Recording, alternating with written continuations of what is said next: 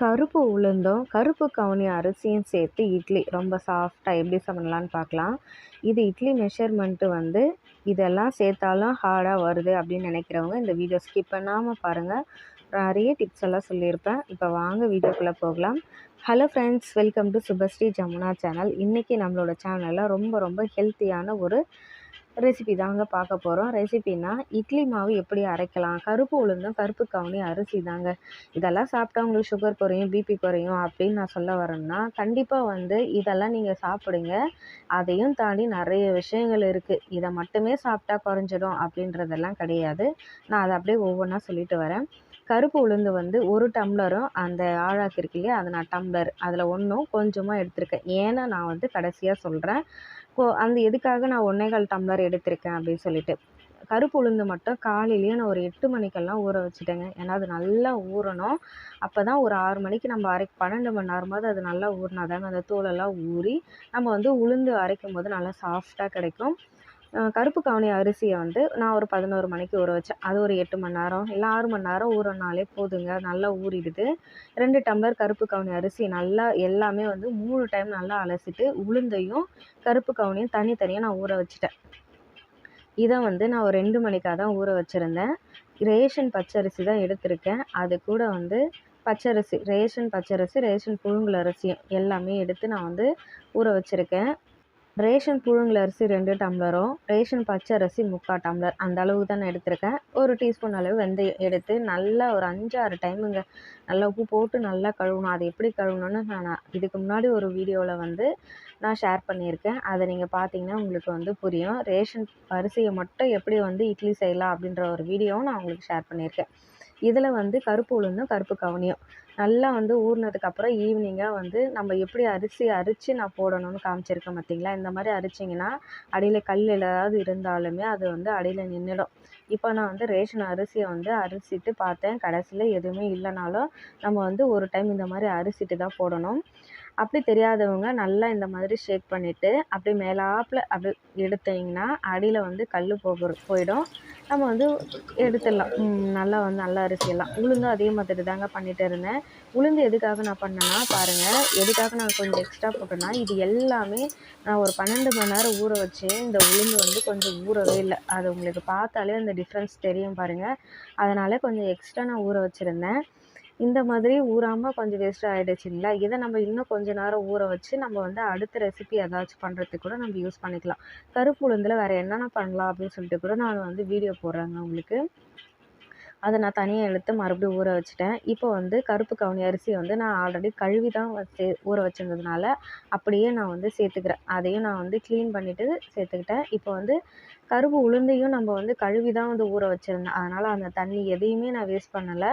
So அந்த தண்ணியை அப்படியே எடுத்துகிட்டு எல்லா அரிசியும் உளுந்து எல்லாமே ஒன்றா மிக்ஸ் பண்ணி எடுத்துக்கிட்டேன். பாருங்கள், எல்லாமே ஒரு ஹெல்த்தியானது தாங்க. இதெல்லாம் சாப்பிட்டா இது கார்போஹைட்ரேட் நிறைய தான் இருக்குது. பட் அதையும் தாண்டி இதில் நமக்கு ஹெல்த்தியானது இருக்குது.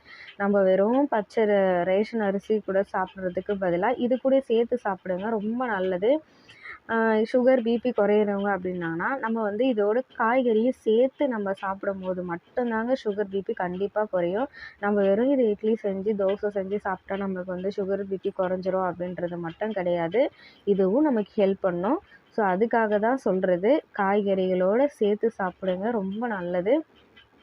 நான் வந்து மிஷினில் தாங்க அரைச்சிட்டு வரோம். வீட்டில் கிரைண்டர் இல்லை. அரைச்சிட்டு வந்து கொஞ்ச நேரத்தில் ஒரு 2 மணி நேரத்துலேயே வந்து நான் நல்லா வந்து மாவு வந்து கரண்டிலே தான் மிக்ஸ் பண்ணுவேன். ஏன்னா வெயில் காலன்றதுனால கையை போட்டு நான் மிக்ஸ் பண்ணேன்னா மாவு ரொம்ப புளிப்பாயிடுதுங்க, பொங்கி வந்துடுது.